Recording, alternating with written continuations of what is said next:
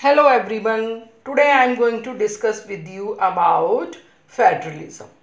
So first of all, we should know what is federalism. Federalism is a system of government in which the power is divided between a central authority and various constituent units of country. Usually a federation has two levels of government, that is the union level or central level and the state level. In some country there is the third level also, and that is known as local government, and both these level of government enjoy their power independent of the other. Guys, if you have not subscribed my channel, please subscribe it, and if you like the video, press the like button also. So now we will discuss about the features of federalism. Number one, there are two or more level of government. Means, as you have seen, the union level or central level, state level, and some countries like us as local level also. Next is different type of government govern the same citizen. Citizens are same, but as the central level they are having a different subject, and state level they are having different subject. According to them they govern the same citizen, but each tier has its own jurisdiction in specific matters of legislature, taxation and administration. Number three is the jurisdiction of the respective level or tiers of government are specified in the constitution, so the existence and authority of each tier of government is constitutionally guaranteed. Next, the fundamental provision of the constitution cannot be unilaterally changed by one level of government. Such change requires the consent of both the level of government.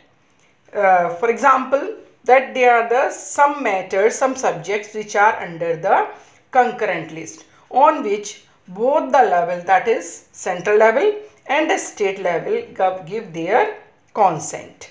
Another is court have the power to interpret the constitution and the power of different level of government.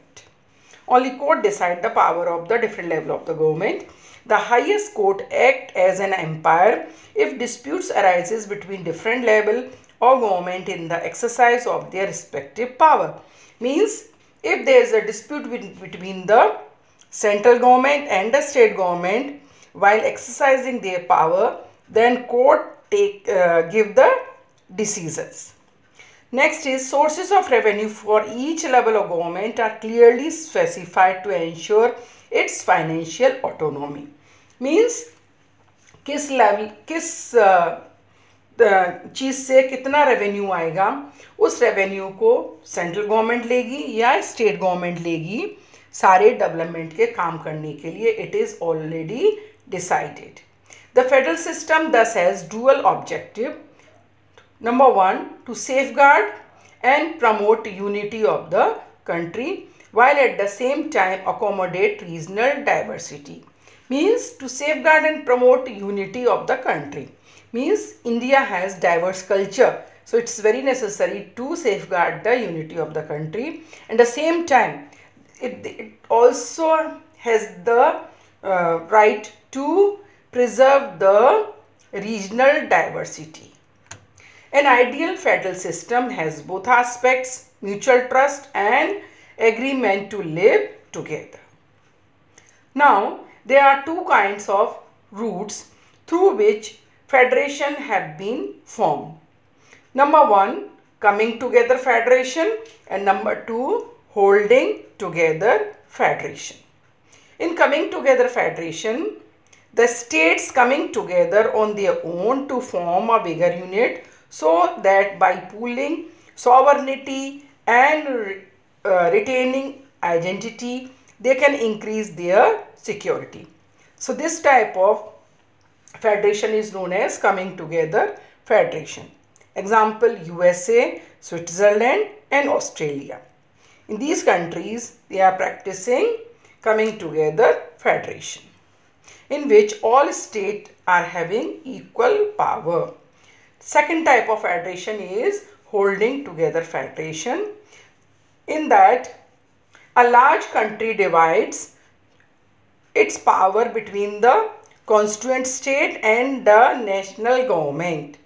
In example, India, Spain and Belgium are example of this kind of holding together federation. In this second category, the central government tend to be more powerful than the state government. Some units are guarantee special power. These are known as, that is, the union territories, but these are also under the central government. Thank you.